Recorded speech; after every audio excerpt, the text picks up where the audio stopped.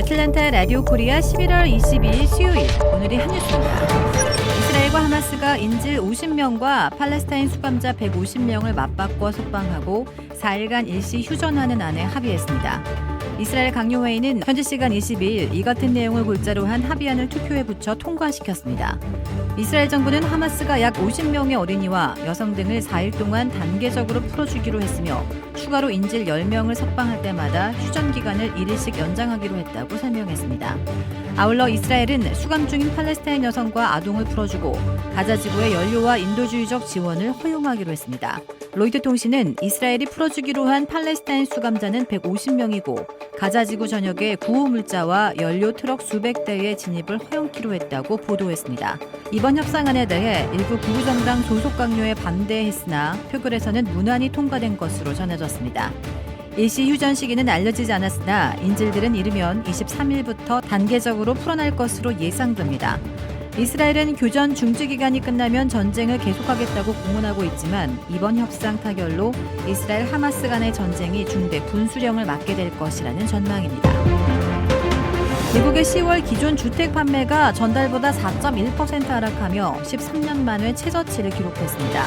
높은 모기지 이자율에다가 팔려는 주택이 부족해 집값이 계속 오르는 바람에 주택 거래가 얼어붙는 미국 주택 시장의 한파가 여전히 지속되고 있습니다. 미국의 2024년 대선을 앞두고 실시된 양자 가상 대결 여론조사에서 조 바이든 대통령이 주요 지지그룹에서 지지세가 약화하면서 도널드 트럼프 전 대통령과의 지지율 격차가 더 확대된 것으로 나타났습니다. 에머슨대가 이달 17일에서 20일 전국 1,475명의 등록 유권자를 대상으로 실시해 오늘 공개한 여론조사에 따르면 양자 가상 대결에서 바이든 대통령은 43%, 트럼프 전 대통령은 47%를 각각 기록했습니다.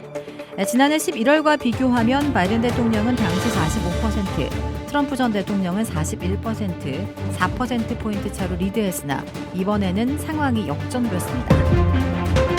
테크 업계에 파문을 일으킨 오픈 AI 공동 창업자 샘 올트먼 해임 사태가 닷새간의 반전을 거듭한 끝에 올트먼의 최고 경영자직 복귀로 귀결됐습니다. 오픈 AI 대주주인 마이크로소프트가 올트먼을 영입하겠다며 힘을 실어주고 다른 투자자와 직원들도 그의 복귀를 요구하며 압박하자 이사회가 백기를 든 모양새입니다.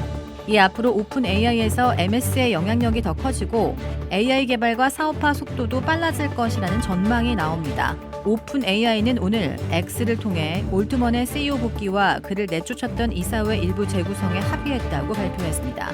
이사회에는 브렛 테일러 전 세일즈포스 공동 CEO가 새 의장으로 합류하고 레리 서머스 미 전 재무부 장관도 가세했습니다. 소셜 지식 공유 플랫폼 쿼라의 CEO인 애덤 디엔젤로는 유임됐습니다. 올트먼도 오픈 AI 발표 후 자신의 X 계정에 사티아 나델라 MS CEO의 지원으로 오픈 AI로 다시 돌아오게 됐다면서 MS와 공고한 협력 관계를 구축해 나가기를 고대한다고 밝혔습니다.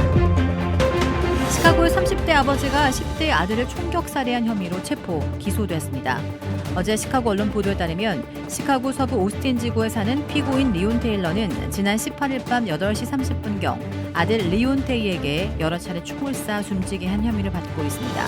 경찰은 부자의 말다툼이 몸싸움으로 번졌고 결국 테일러가 총을 꺼내 아들의 가슴을 저격했고 리온 테이는 현장에서 숨을 거뒀습니다.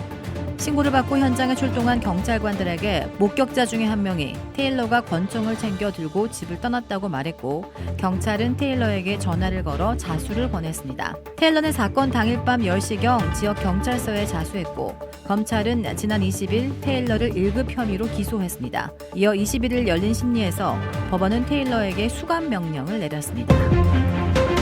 내일부터 주말까지 이어지는 추수감사절 연휴에 220만 명에 이르는 조지아인들이 대거 이동할 예정입니다.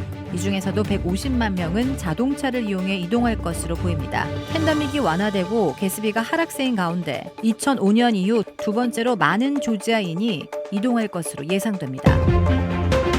북한의 군사 정찰 위성 1호기 만리경 1호가 우주궤도에 안착하는 데는 성공한 것으로 평가되면서 이제 관심은 위성의 정상 작동 여부에 쏠리게 됐습니다. 군 당국은 이르면 이번 주말 북한 정찰 위성의 정상 작동 여부를 분석할 수 있을 것으로 보입니다. 한국의 신원식 국방부 장관은 북한 정찰 위성에 대해 직접 분석한 결과 정상 궤도에 진입한 것으로 1차 평가하고 있다고 말했습니다. 그는 공중 감시 능력이 거의 없다고 평가되는 북한이 단번에 우주 감시 역량을 얻는다면 우리에게는 적지 않은 위협이 될 수 있다고 짚었습니다. 다만 위성이 궤도에 오르는 것만으로는 위성 발사에 성공했다고 말하기에 이릅니다. 위성과 지상 기지국 간의 신호 송수신이 정상적으로 이루어지고 지상을 촬영한 사진 및 영상도 발신돼야 하기 때문입니다. 북한은 김정은 국무위원장이 이날 오전 국가항공우주기술총국 평양 종합관제소를 방문한 자리에서 태평양 지역의 괌 상공에서 앤더슨 미 공군기지와 아프라항 등 미군의 주요 군사기지 구역을 촬영한 항공우주 사진들을 봤다고 주장했습니다. 북한의 주장이 사실이라면 지상관제소와의 교신은 물론 영상 전송 또한 이루어졌다는 의미입니다.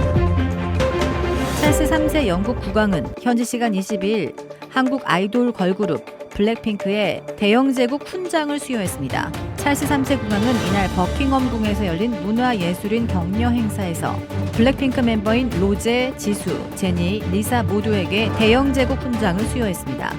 행사에는 영국을 국빈 방문 중인 윤석열 대통령 부부도 참석했습니다. 블랙핑크는 2021년 영국이 의장국을 수임한 제26차 UN 기후변화 협약 당사국 총회 홍보대사로 활동하면서 기후변화 대응 필요성에 대한 전 세계 시민의 인식을 높인 공로를 인정받아 훈장을 받았습니다. 주택 구매뿐만 아니라 커머셜, 웨어하우스, 비즈니스 건물까지 부동산계의 큰손 이주환 부동산. 크레딧 카드 빚 최대 80%까지 탕감. 크레딧은 지켜드리고 빚은 줄여드리는 O3 컨설팅이 오늘의 한 뉴스를 후원합니다. 이상 애틀란타 라디오 코리아 11월 22일 수요일 오늘의 한 뉴스의 고지선이었습니다.